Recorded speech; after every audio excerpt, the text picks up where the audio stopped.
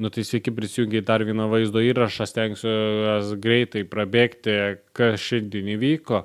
Tai įvyko, suveikė autoinvestavimas.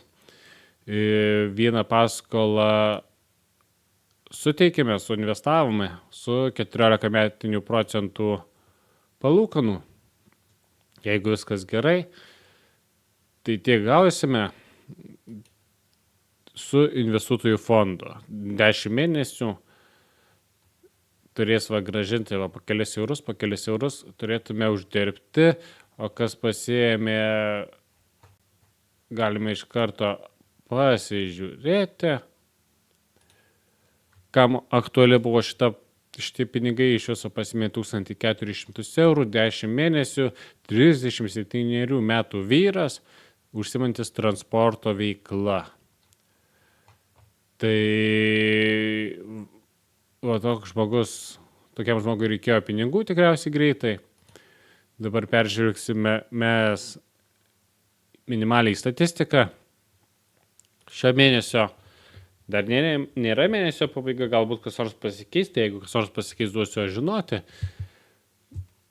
Vėluojančios paskolos jau 67 eurai, tarp kitko nedidėja, antriniai rinkoje pardaviau vieną paskolą su 15% nuolaida, tai daugiau lyg ir nepadidėjo paskolų į mano išieškojimų visą listą, nes kai tik įeina į išieškojimų listą, aš iškart bandau jas parduoti su nuolaida. Tai dabar 15% visus pardavinėjimas, kitos neprasiduoda, tai iš 6 liko 5. Šį mėnesį liko mokėti 32 eurai, sumokėta šį mėnesį jau yra 140 beveik 3 eurai.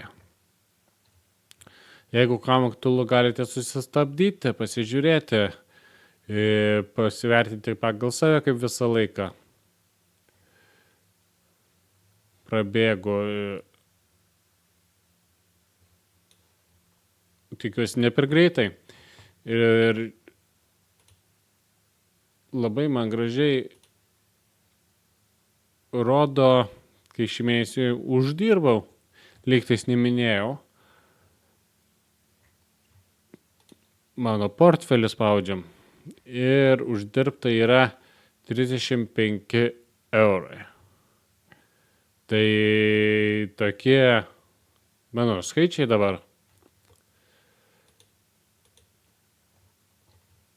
Ir jeigu aš dabar neklystu, aš greitai peržiūrėsiu, kai ką atradau, aš anksčiau nemačiau, peržiūrėti dokumentą prie autoinvestavimo skilties, būtinai tas, kas investuojate, pasiskaitykite šitą dokumentą, jis yra labai svarbus ir įdomus, ir labai teisingai viskas parašyta, kad ir prižiūro Lietuvos bankas, dar kažką vis tiek visų pinigų neinvestuokite, nes mes nežinom, kas gali būti. Ir čia parašyta, kad kažkur lygtai skaičiau, kad 10% reikia nedaugiau nuo savo pagrindinio portfelio, kad liktų ir kitur pinigai pas save bankai, kad jeigu kas nors sutiktų, kad nesėdėtumėt kampe ir neverktumėte. Neįvykdyti rodikliai rodo, čia daug visko rašo, tik būtinai pasižvalgykite, tas, kas investuojate, turi būti visi kažkiek aktualu. Tai va. Ačiū, kad žiūrėjote, peržvelgėm mano portfelį, kuris kuriamas dar tik metus, dar ką žiūrėsime, ką suteiks kitas mėnesios. Jeigu šį mėnesį nepadarysiu vaizdo įrašo, o kitą mėnesį, ką planuoja duoti savį platformą, būtinai peržvelgsiu. Nu ir ką, iki sekančio karto, ačiū, kad žiūrėjote.